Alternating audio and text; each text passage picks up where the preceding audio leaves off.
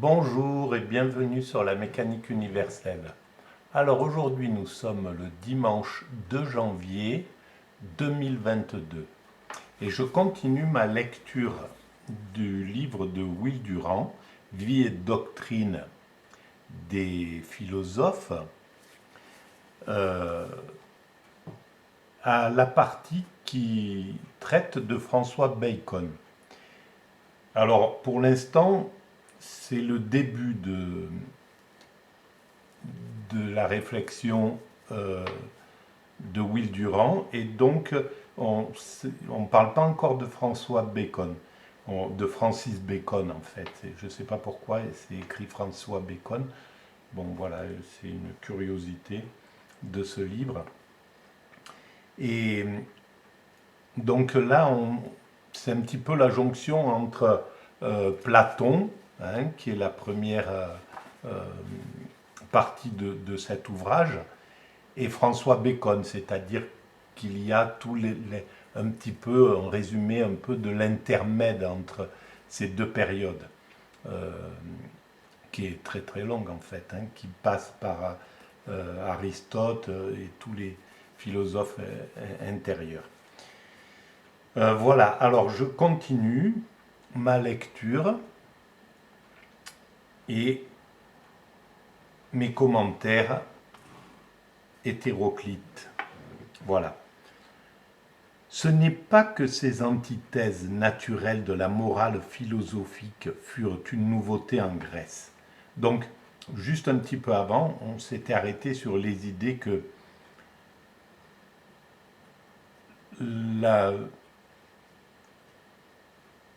l'introduction des pensées un petit peu orientales, après que euh, Alexandre le Grand soit parti conquérir justement cet Orient, et en refluant, il a ramené avec lui finalement, il a ouvert la route entre l'Orient et Athènes, l'Occident on va dire.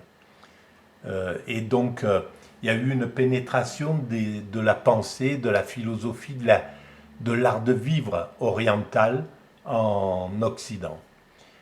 Chose qui a amené une sorte de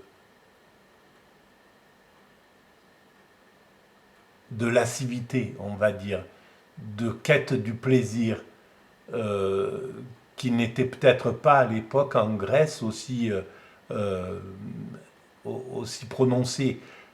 C'était, il y avait quand même, la Grèce était en guerre tout chaque année, elle partait en guerre, etc., entre les villes voisines. Voilà, il y avait quelque chose qui était extrêmement dur. Je pense que l'Orient avait déjà dépassé cette période de violence comme ça. Et donc elle avait pu sophistiquer l'art de vivre, le plaisir, etc. On les trouve déjà. Alors ce n'est pas que ces antithèses naturelles de la morale philosophique fussent une nouveauté en Grèce. On les trouve déjà dans le sombre Héraclite et dans le philosophe rieur. Donc il y avait déjà un petit peu cette euh, forme de dans le philosophe rieur Démocrite. Et l'on voit les élèves de Socrate se diviser en deux écoles, celle des cyniques et celle des cyrénaïques, sous la direction d'Antisthène et d'Aristippe, qui exaltaient l'un l'apathie et l'autre le plaisir. Voilà, donc on commence à quitter un petit peu la dureté des choses. Là, voilà. Cependant, même alors, c'était là des modes presque exotiques de pensée en Grèce. L'Athènes impériale ne s'y rallia pas. Mais après avoir vu Chéronée en sang et Thèbes en cendres, la Grèce écouta Diogène. Voilà, c'est la violence en fait qui sort les guerriers. Il y a toujours une période où les guerriers sont exaltés, etc. Ils vont tellement dans l'excès de la violence qu'ils écœurent tout le monde. Et donc ils amènent derrière une période de douceur, de prospérité, d'évolution, euh, d'évolution de la bienveillance. C'est comme après le nazisme et le fascisme. Un petit peu avant, donc, le monde a appelé ces dictateurs parce qu'ils étaient, les populations étaient écœurées par l'abus, par l'abus des dominants d'alors, par la corruption, par le manque de partage, etc. Et donc, il suffit qu'il y ait une crise, que le peuple souffre encore plus, parce que dans ces crises amenées par, justement, quand on est dans un monde de dominants, c'est tout de suite les classes les plus pauvres qui morflent. Et les classes dominantes sont très peu impactées. Et donc, ça soulève un sentiment d'injustice énorme. Et donc, il y a eu un appel à ces dictateurs qui parlaient de la guerre, de la dureté, de la fin du plaisir, de la lascivité, etc. Et de l'envie de remettre de l'énergie, chose qui a été un petit peu aussi dans les valeurs de Nietzsche, donc qui appelle ce type de valeurs-là. Sauf qu'après, lorsque les aristocrates guerriers prennent le pouvoir, on tombe tout de suite dans l'horreur, où que ce soit. Et à ce moment-là, ben, on est obligé de subir la période de dictature, peu importe qu'elle dure un peu ou longtemps, comme chez Pinochet ou dans les régimes communistes, etc. Et chez les nazis, ça a duré le temps des 10 ans, un petit peu avant la guerre, et puis pendant la guerre, les destructions arrivaient à tout ravager. Et là, à ce moment-là, le peuple comprend qu'il a commis une erreur grossière de faire confiance à ces philosophies du dur, de la violence, de la dureté, de l'aristocrate guerrier, etc. Mais c'est trop tard, il faut reconstruire après. Donc ils ont vu, après avoir vu Chéronée en sang et Thèbes en cendres, la Grèce, donc le peuple grec, écouta Diogène. Et quand Athènes eut perdu sa gloire, elle fut prête à comprendre la philosophie de Zénon et d'Épicure. Voilà, qui reviennent à quelque chose d'autre. Zénon, de plus doux, voilà, qui met à distance justement la dureté, qui fait passer l'art de vivre, la tranquillité, la paix, etc. Zénon fonda sa philosophie de l'apathéia, l'apathie, sur un déterminisme qu'un stoïcien ultérieur, Chrysippe, avait peine à distinguer du fatalisme oriental. Oui, il doit y avoir quelque chose de très proche de ça, et de la philosophie déjà qui était déjà en cours en Inde, et je pense qu'il y avait une grande corrélation entre l'Inde et la Grèce. Il y avait un passage, il y avait des voyageurs qui ramenaient un petit peu les pensées de ces philosophes, de ces philosophies asiatiques. Et je pense d'ailleurs, je l'ai dit plusieurs fois dans la mécanique universelle, que l'idée du cyclope en Grèce, c'est certainement des hommes qui sont allés à l'orée de l'Inde et qui ont juste regardé ces hindous très grands, beaucoup plus grands que les Grecs de l'époque, sans doute, avec un point central sur le front, et qu'ils ont amené cette idée-là, elle s'est un peu transformée en cette mythologie. Voilà, à mon avis, ça vient de là, cette mythologie. Mais rien, voilà, c'est une intuition simplement. Quand Zénon, qui ne croyait pas à l'esclavage, frappait son esclave pour quelque faute, l'esclave plaidait, pour s'excuser, que d'après la philosophie de son maître, il avait été destiné de toute éternité à commettre cette faute. À quoi Zénon répliquait, avec le calme d'un sage, que d'après la même philosophie, lui, Zénon, avait été destiné à le châtier. Voilà, on en était à ce type de pensée.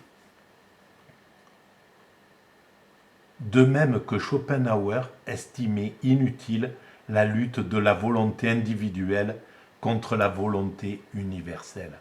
Et je pense que c'est quelque chose qui va devoir revenir. La volonté universelle, j'ai écrit sur la mécanique universelle, qu'elle veut atteindre sa perfection, l'extase, justement l'apathie, l'état de bonheur suprême, la paix universelle, l'amour du prochain, l'amour imposé sur terre. Et donc, ça, c'est la volonté universelle. Il est inutile de lutter contre ça, à mon sens. La lutte de la volonté individuelle va décliner tout doucement. On a encore du travail à faire pour construire l'humanité. Donc, il faut encore de la volonté individuelle, il faut encore de ces patrons d'industrie là qui vont créer les Zuckerberg, voilà, qui vont créer Google, qui vont faire des voitures électriques et essayer d'aller conquérir les planètes autour.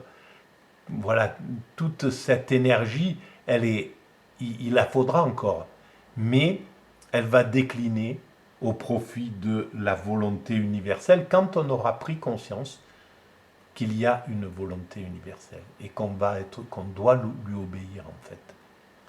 On n'est pas loin de prendre conscience de ça, à mon sens. C'est ce que veut amener comme prise de conscience la mécanique universelle. Mon site, la mécanique universelle. Donc contre la volonté universelle. Schopenhauer estimait inutile de la lutte de la volonté individuelle contre la volonté universelle. De même, le stoïcien prétendait que l'indifférence philosophique était la seule attitude raisonnable en face de la vie, dans laquelle la lutte pour l'existence est si injustement condamnée à une inévitable défaite. Il faudra, et là, je pense que le déclin de l'Occident, du jeune Occident, qui refuse le monde tel qu'il est et se bat pour le changer, qui se croit supérieur en fait au divin, quoi, hein, à la fatalité de la vie, donc qui lutte et qui est contre la fatalité, qui s'oppose complètement contre la fatalité, va rencontrer le déclin de cet Occident-là, qui lance le marché à fond, qui va piller les richesses à droite à gauche, qui part coloniser, qui veut dominer, qui est dans l'agressivité en fait. L'Occident, c'est ça, hein, il faut pas se leurrer. On est depuis quelques siècles les plus offensifs sur cette planète. Ça va décliner, l'Occident va décliner et va pouvoir rencontrer les philosophies, les cultures, justement beaucoup plus fatalistes, beaucoup plus paisibles, et prendre d'elles et s'associer pour donner quelque chose de beaucoup plus intelligent et d'une conscience plus élevée, plus en adéquation avec le sens de l'évolution de l'humanité. Si la victoire est tout à fait impossible, il faut la dédaigner. Bien sûr que la victoire est impossible individuellement, puisqu'on meurt et on laisse tout. Donc il n'y a pas de victoire. Euh, Il y a une pseudo-victoire, l'illusion de la victoire, la ruse de la raison de la victoire, qui nous fait avancer, qui nous oblige à crapahuter, mais qui n'est pas juste. Le secret de la paix, ce n'est pas de mettre nos actes au niveau de nos désirs, mais d'abaisser nos désirs au niveau de nos actes. Si ce que vous possédez vous semble insuffisant, disait le stoïcien romain Sénèque, mort en 65 après Jésus-Christ, alors quand même vous posséderiez le monde entier, vous seriez encore malheureux. Bien sûr, parce que c'est inépuisable en fait. Et on le voit, il n'y a pas de fin dans cette... et on le voit d'ailleurs chez les chefs d'État qui ont dirigé le pays, qui se font battre et qui ne sont pas heureux d'avoir malgré tout atteint le plus haut poste du pays, puisque ça serait la position ultime, chef de l'État d'un pays, et qui en fait voudrait repartir, voudrait continuer, voudrait autre chose encore. Il n'y a pas de finalité au désir en fait. Il est là tant que... Bon, il a du sens, hein, ça a du sens, c'est comme ça que l'humanité se construit, donc c'est quelque chose d'important, on ne peut pas le mépriser, cette force de la nature. Mais on peut penser que c'est pas, qu'il y a mieux pour atteindre la paix. Voilà. Un tel principe exigeait impérieusement son antithèse. Et Épicure, bien qu'il fût dans la vie aussi stoïcien que Zénon, l'énonça. Épicure, dit Fénélon, acheta un beau jardin qu'il cultivait lui-même. C'est là où il établit son école. Il menait une vie douce et agréable avec ses disciples qu'il enseignait en se promenant ou en travaillant. Il était doux et affable à tout le monde. Voilà, je pense qu'il y a cette force, elle est en train de revenir. Elle est en train d'arriver, on va dire. L'obscénité du néolibéralisme, alors je focalise sur le néolibéralisme. Tout à l'heure, j'ai écrit quelque chose à propos de Michel Onfray qui, d'une certaine manière, focalise sur les Maastrichtiens, etc. Et il faut que ça m'a fait penser que moi-même, je suis extrêmement bloqué sur ce néolibéralisme, parce que j'ai une véritable envie que le monde prenne conscience, que les dirigeants prennent conscience qu'il faut passer à autre chose. Alors peut-être qu'ils l'ont pris conscience, mais ils n'en parlent pas. Donc tant qu'ils n'en parlent pas, je suis en colère.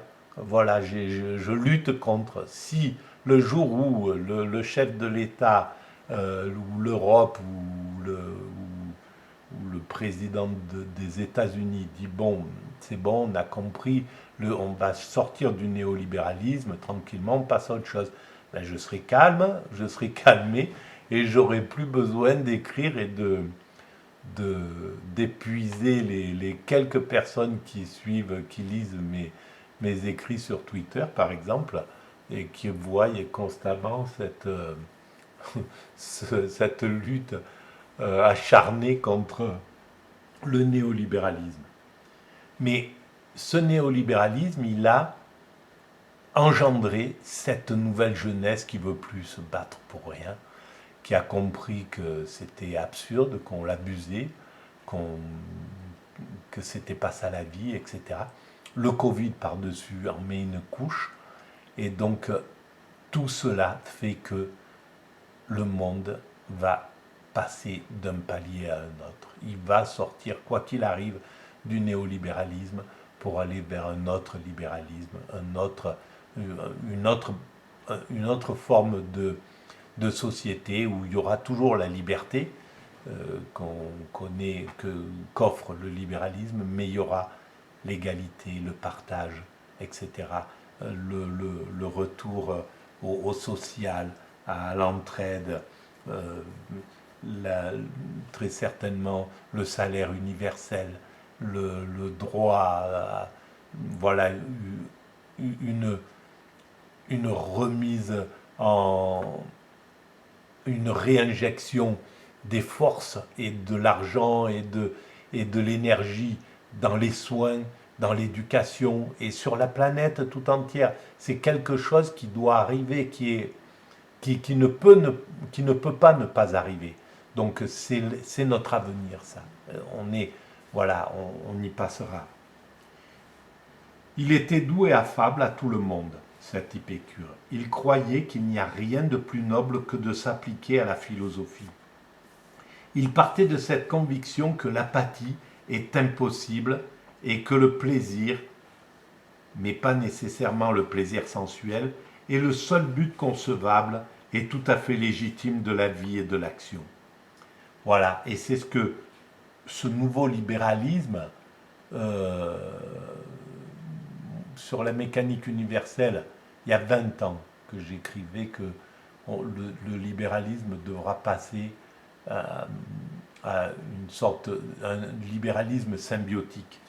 Et bien ce libéralisme devra donner du bonheur à tous. Voilà, voir qu'est-ce que c'est que le bonheur. Pour 90% de la population, c'est juste avoir de quoi vivre, de quoi nourrir ses enfants, de quoi les éduquer correctement, de quoi leur donner les possibilités de faire ce qu'ils désirent faire. Donc l'ascenseur social fonctionne.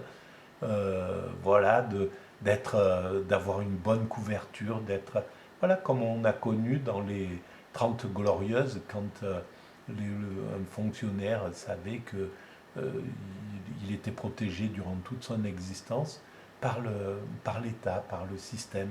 Voilà, ben ça doit s'établir à l'ensemble de la population, à 90% de la population qui n'a pas le goût de la compétition, de la richesse, de faire fortune, qui n'est pas voilà, un aventurier de l'existence.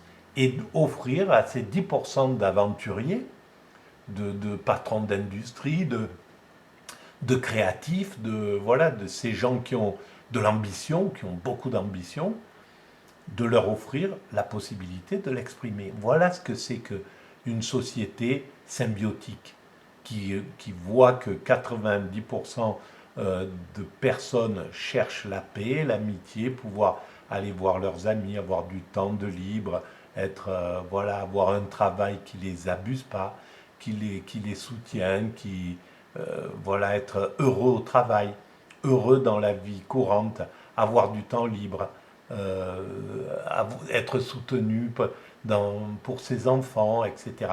Voilà ce que réclame la plus grande partie de la population. Et c'est vers ça que l'humanité doit aller. Et elle ira, quoi qu'il arrive. Donc ce qui serait bien, c'est que les dominants actuels prennent conscience de ça. Ça serait extraordinaire si l'Occident comprenait ça, il garderait sa position de leader. Avec la Chine monte, c'est clair, la Russie va monter, l'Inde montera, l'Afrique montera, etc. Les pays musulmans monteront. Mais si on veut garder quelque chose, il faut qu'on soit les leaders sociaux de cette humanité. Si on est les leaders sociaux et de liberté, si on amène à l'humanité le social et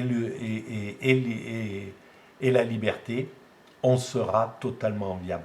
Si on n'amène pas le social, mais qu'on amène que la liberté, et la liberté frelatée que l'Occident amène actuellement, la Chine, qui est en train de faire passer l'idée du partage entre les riches et pauvres, de resserrer les écarts entre riches et pauvres, du bien-être total, du bien-être pour tous, etc., va devenir enviable pour la majorité de la planète.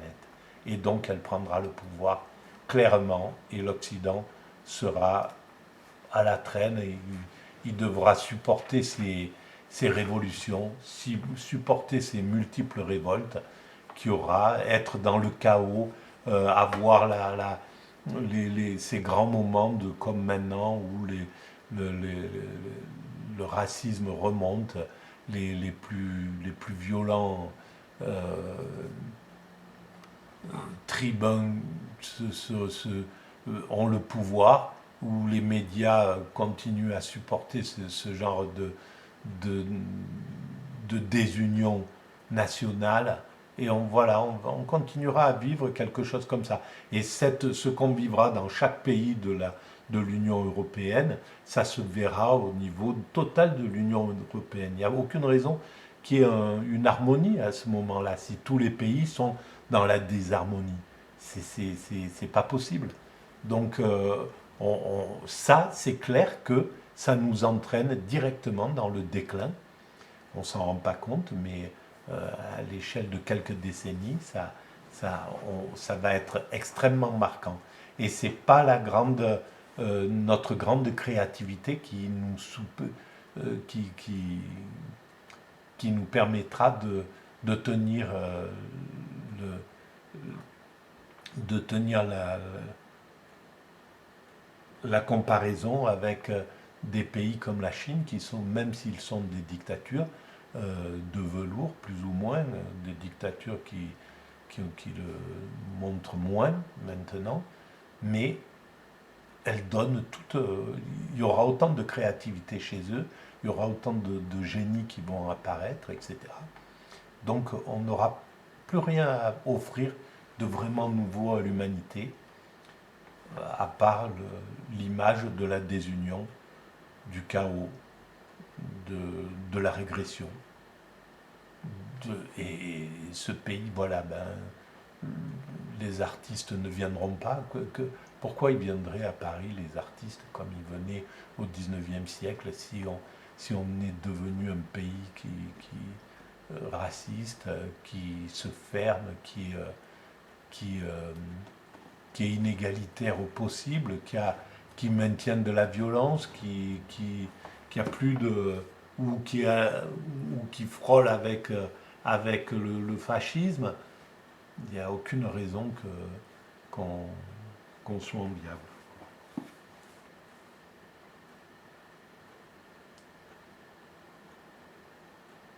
Voilà, ben là je vais arrêter à cet endroit-là ma deuxième page. Je vous remercie de votre écoute. À bientôt.